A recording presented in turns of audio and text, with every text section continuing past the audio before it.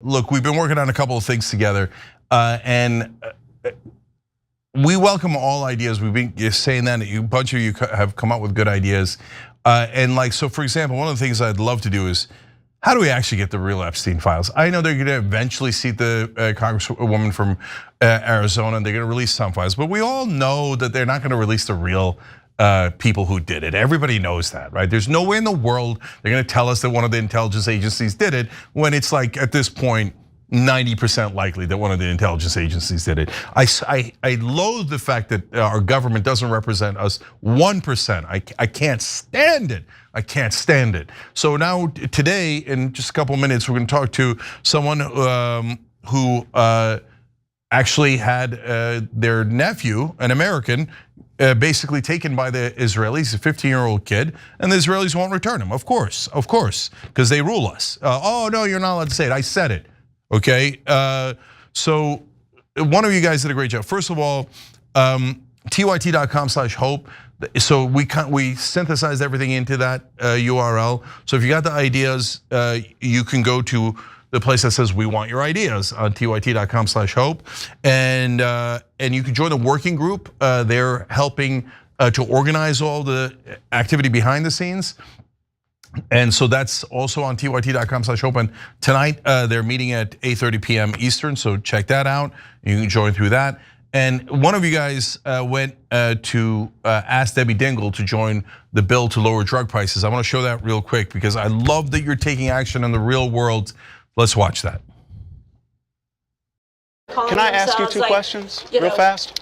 Voters Number to one protect government, is something that the sounds good, HR but this would stop and 3493 really bill. hurt I don't know if you've heard of this. It's called the primarily, Global because who has a Fairness birth in Drug certificate they Pricing can Bills. It's find, actually a and Trump what if you executive next order. name, I your have husband's introduced name, every time I then you have to can. get, a Rokana just introduced it, and we're looking for bipartisan support. We've got. If that's the drug but who pricing knew bill, 6 I months have my ago own bill on what that. we would be Okay. talking about Offered it in today, committee, I've offered and that it on the is floor. the Okay. militarization Right. of the national He is guard right in on the this one. I'm not a cities of the support, country. but I know, but he's ICE right. raids, I've got picking one up this one detaining is gaining a lot of traction. I want just you to ask know you to in look into Washington County, it. we had 3 parents I have picked a up bill last that week. says I know you. I know. in America Children you were should left not pay without any their more parents. than another So country. we are working on That's the that. truth. And number but this two, is what is just if I could ask you to look into in our own a county. group called Justice Democrats. Takes Targeting no of federal corporate PAC agencies money and and just departments that are completely. not allowed She to is a president's member of view. Yes, she is. Yes, she is. Thank you so much. Thank you for being here. Take care.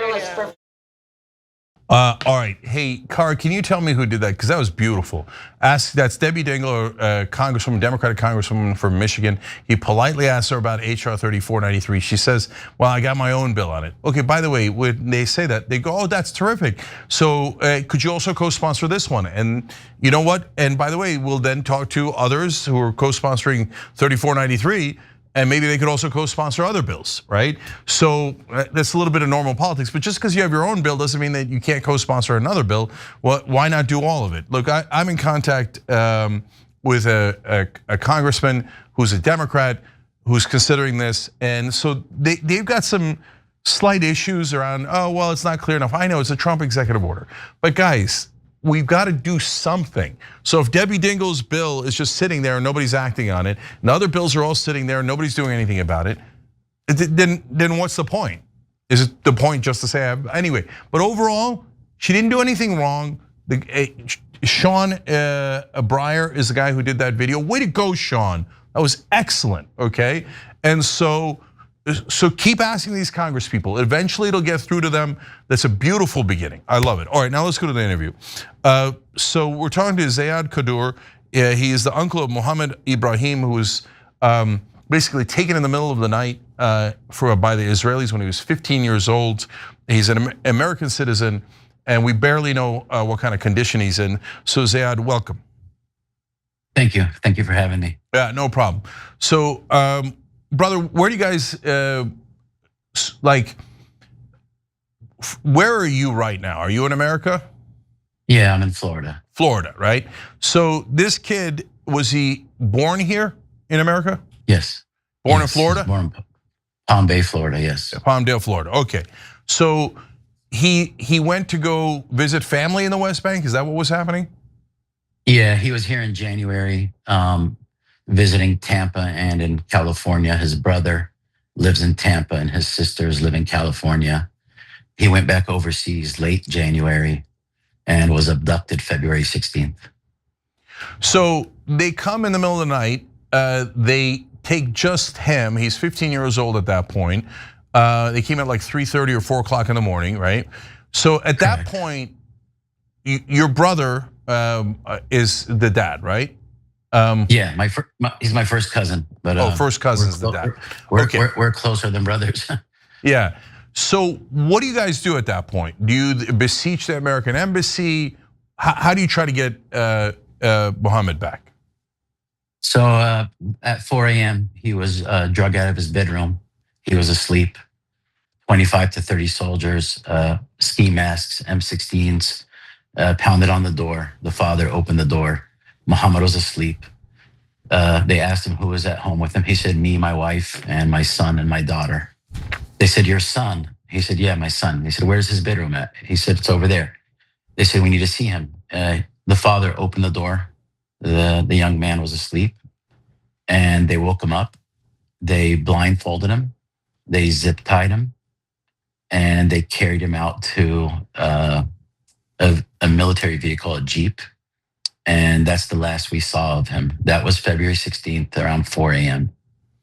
So here, immediately, I'm sorry, go ahead. Here we are in late October, right? So that's the last time anyone in the family has actually seen him with their own eyes?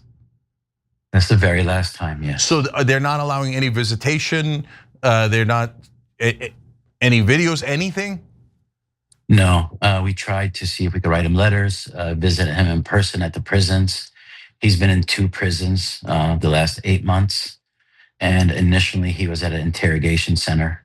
The issue we're having is he's a civilian that was taken from his home, but he was taken to a military prison, a military interrogation center with a military prosecutor and a military judge. So it's really difficult in the West Bank to have some type of due process for your imprisoned ones. And it's even harder for the children, let alone an American child who was only 15 years old at the time. So, okay, they take him. The Israelis are thugs, so they're not going to give you any. They due process in the West Bank. They treat the Palestinians as subhuman. So that's not surprising. But he's an American kid, so I assume you guys went to the U.S. embassy, U.S. officials, and what happened there? Immediately at 8 a.m., we made 2 phone calls, one to the U.S. embassy and one to the lawyers in the West Bank. The U.S. embassy took his passport information, his address, the father's telephone number, and it took them almost 2 months to get their first visit and check on his well-being. The lawyers couldn't get us anywhere because first of all, there was still an investigation going on. We later found out that 3 other children between the ages of 15 and 16 were taken the same night, and they were accused of rock throwing. But the way we understood it, they weren't sure which person threw the rock. We only know it wasn't Mohammed, it was somebody else. So he was next to a kid who threw a rock, and you guys haven't seen him in now how many months? It's 7 months? 8 months? No, it's been over 8 months. It's been so October 16th was 8 months. So they round up a bunch of kids for daring to throw rocks. For one of them throwing a rock at one of the biggest militaries in the world that has nuclear weapons and Iron Dome, but they love to terrorize Palestinians. But this is an American. So how much did our government fight back to get this American kid? So, initially we brought it up as not just an American, but as a minor. He's a child. But we also had another surprise, sadly. In mid-July, Muhammad's first cousin, Saifullah Musalet, was visiting from Tampa also. He was ambushed by over 11 Israeli settlers who beat him with sticks and rocks to death. And while he was still breathing, an ambulance came to help him. The IOF blocked the ambulance for 2 hours and 40 minutes. And then when they released the ambulance to go pick up Saifullah, who was 20 years old at the time, the settlers attacked the ambulance, busted out the windshield, the windows, the driver got injured.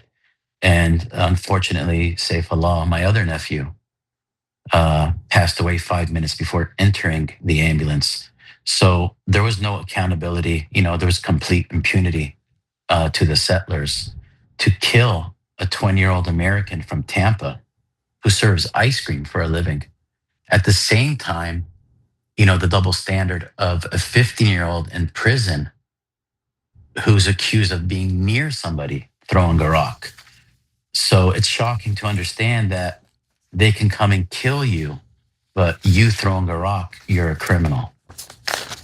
Yeah, okay, so I think we have a picture of Saifullah. Let's see if we can put that up. So now, that's an American that lives in Tampa, murdered by Israeli settlers. So has Marco Rubio or anyone in our government, Mike Huckabee, shown any kind of outrage and a demand for justice on behalf of America?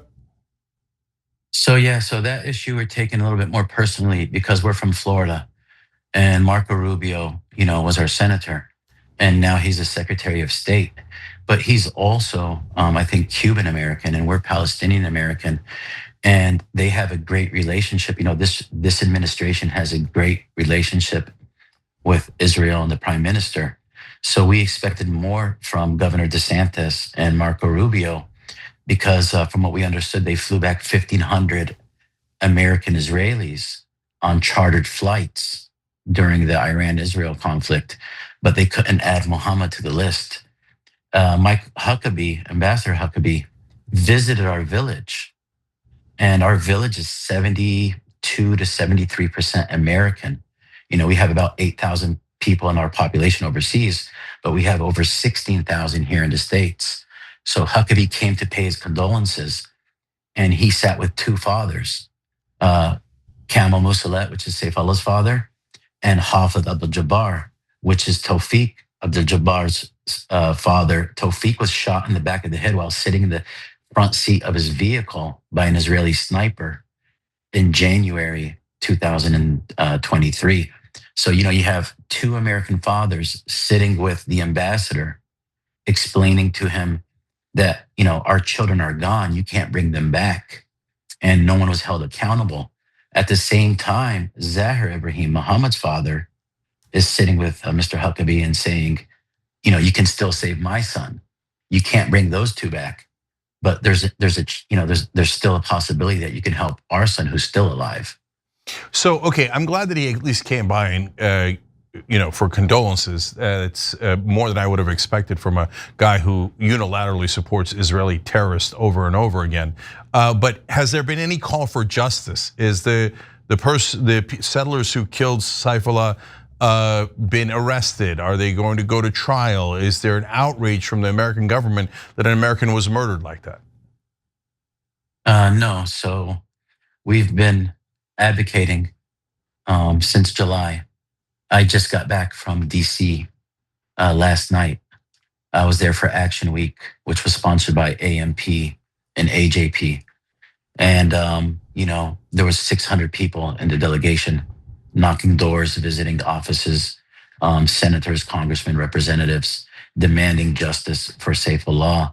But, in September, I was on another delegation with IMEU and CCR in Washington. And the two fathers were with me, Kamal, Saifullah's father, and Hafid, Tawfiq's father. But also somebody who joined us was Cindy and Craig Corey, the parents of Rachel Corey. And they've been doing this for over 23 years, and no one's been held accountable. And as of recent, Ozden and Hamid, Ozden is the sister of Aisha Noor, a Turkish American from Washington, and her husband Hamid visited from Washington State, and they met us in DC. So we had these trailblazers walking the halls of Congress and the Senate with us. One just from a year ago, one from a year and a half ago, and all the way back to 23 years ago. So we saw what was coming as a family. We weren't blind, but when your hands are tied, and the most you can do is go to the media and go to the papers and go to social media and advocate in Washington, then you do your part and demand justice and accountability, whether it's on deaf ears or whether people ignore you. And we acknowledge that some senators are trying to help, and we appreciate that. Today, a congressional letter led by Senator Van Hollen and Merkley was sent to the White House and to the administration, specifically naming Marco Rubio and Ambassador Huckabee. And the signatures and the description of what they were demanding was on there, and that was released today. Yeah. So I'm going to tell you, show you guys who's on that letter. I'm going to show you more Americans that Israel has murdered and gotten away with. By the way, he's referring to a Christian American who was killed. Muslim Americans were killed. Never any justice, ever. The minute an Israeli is concerned, oh my God, chartered jets, spend American taxpayer money. The Israelis have to be protected. The Israelis are so much more important than the American citizens. So in this case, what we're saying is hashtag free our child. That's an American child that Israel has kidnapped, 8 months. Nobody's got any contact with him. His family can't see him. Free our child, release the 16-year-old Mohammed Ibrahim now. You see Marco Rubio's handles there on Facebook, on X. So it's a demand for Marco Rubio. How about you try to represent Americans for the first time in your life, Marco Rubio? I got it. You got millions of dollars from Larry Ellison, from Israeli super PACs, and you work for Israel. But it'd be nice if every once in a while, when an American is murdered or kidnapped by the thug terrorists at the IDF, that you actually cared about Americans. I know, too much to ask for from our occupied government. So let me show you all the other Americans murdered by Israel. Shireen Abu Akleh, Palestinian American journalist, very famous. Maybe probably the most famous Palestinian journalist, and that's probably why they murdered her, a sniper shot. It's an assassination by the IDF. She's a civilian and a reporter and an American, and they murdered her in cold blood, no accountability. Tawfiq Abdul Jabbar, he's 17 years old, Palestinian American, US citizen, murdered, no accountability. Mohammed Kadur, also 17, tiny kid, murdered, US citizen, no accountability. Ayşenur Ezgi, she's a Turkish American, murdered by the Israelis, no accountability. By the way, sometimes they say, oh, Cenk, why don't you go to Israel? I'm a Turkish American just like her. Israel could murder me on the spot and almost certainly would. I'm an American journalist and a Turkish American? Oh my God, and they put my name on an IDF bomb. The IDF would almost certainly murder me, and the American government would almost certainly say, so what? He's just an American. How are the Israelis doing? Are they okay? Are the Israelis okay? Oh yeah, murder any American you like. More Americans murdered. Amr Mohammed Sada Rabi, 14 years old, from New Jersey, murdered, and no accountability. And Saifullah, you already heard about, and then Kamasel Ayad, 40 years old, US citizen from Illinois, murdered, no accountability. Israel is above the law. They can kill American citizens. They attacked the USS Liberty.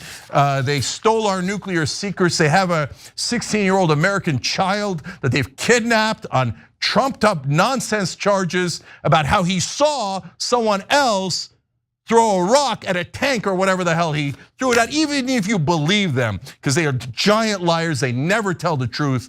All they do is propaganda. So here's the folks who wrote the letter or sent the letter in. Senator Chris Van Hollen from Maryland has been an absolute American hero. He actually cares about Americans, and he's been fighting super hard on this. Jeff Merkley, is our guest pointed out, great job there. And you see the other Democrats there, Adam Schiff. Wow, Adam Schiff cares about an American, wow. So this is getting a lot of traction. Senator Tim Kaine, et cetera. Let's show you some of the Congress people now. And more senators as well. Senator Raphael Warnock, Greg Casar, the head of the Progressive Caucus, Rashida Tlaib, Jerry Nadler, Bernie Sanders, so Ron Wyden. These are all, and last one here, Pramila Jayapal, Ed Markey, Tammy Duckworth. So a lot of giant names on here. And by the way, you'll notice heroic Jewish Americans fighting for America and not for a different country. This never has to do with religion. Israel doesn't care if you're Christian, Muslim, or Jewish. They only care about their nationalism and how their government and their country is more important than any other government, and that America should be subservient to them. Free our child. That's an American child. Doesn't mean anything to be an American. That's the test here. Because if our government doesn't go to rescue an American child from, by the way, some of the places they've kept them. So Zeyad, let me just go back and finish up with you on this. There's some of the places they've kept them are places where they've done grotesque torture. And so I'm super worried about it. So do you have any idea when he's going to be released? Did they do a trial?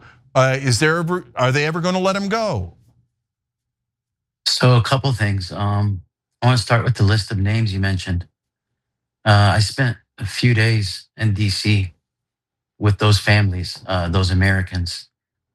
And we have to understand that this is not random anymore.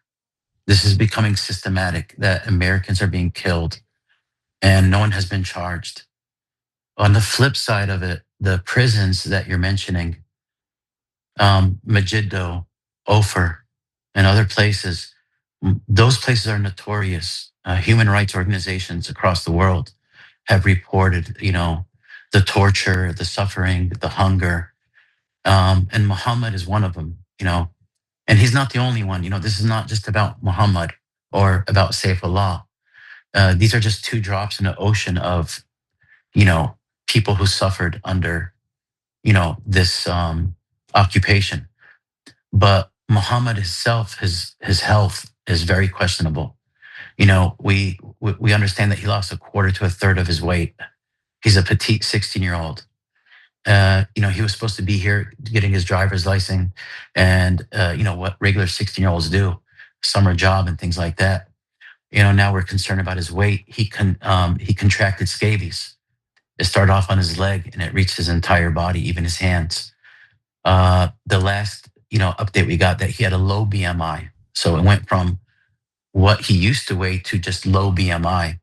And this information I'm sharing with you, because as I told you, we haven't seen him, we haven't visited him. This is information from the State Department and the US Embassy in Jerusalem. So there's no rumors or hearsay. These are facts. These are documented, timestamped through emails and communications through the governments, both the Israeli and the American. But the bigger picture here is, you mentioned all these Americans who are killed. These two kids, their moms are sisters. And they're Americans. Our family already buried one child, and we don't want Muhammad to join the list of the names that you just mentioned earlier. We can still save him. And during the delegation, one of the members of the organizations said, Ziyad, it's crazy because this is a layup, a simple basket where somebody could kind of pound on their chest and say, we got this kid out. We shouldn't be here 8 months later talking about Muhammad. We shouldn't be talking, we should be talking about humanitarian aid, medicine, rebuilding, basic human rights. But just yesterday, Jasper Nathaniel, an independent journalist, an American from New York, who's a Jewish man, was in our village doing a story about Muhammad and Saifullah and the other Americans in our area who were killed. And it was oil harvest season, and he barely made it out alive. But a woman in her late 60s or early 70s was attacked by the settlers and hit on her head and clubbed. And after she fell unconscious, they continued to beat her. Yeah. So this is happening to Palestinians, Jews, Americans, everybody. Yeah, it has nothing to do with religion. It has to do with runaway nationalism. So those settlers are lunatics. They think that God whispered in their ear, and that's why they have to kill the Palestinians, drive them from the land, and steal the land on behalf of God. What kind of sacrilege is that? Okay, no, God didn't talk to you and tell you to beat a 60, 70-year-old woman over the head with a club. We showed that on the Young Turks a couple of days ago. It's unbelievable. And again, a heroic Jewish American going there to document what's happening to Palestinians and Palestinian Americans. End on this, hashtag free our child. Mohammed Ibrahim should, Zayad, go ahead, sorry. I'd like to tell you, in our delegations, Jewish Americans were standing with us. Their faith has also been hijacked. by the Zionists and everything else. And about the promises and the whispers, they also whispered something back. They promised God that they shall not steal, they shall not kill, thou shall not lie. So, good Jewish people's religion is also being hijacked, just like our land and our children. 100%. They use them as human shields.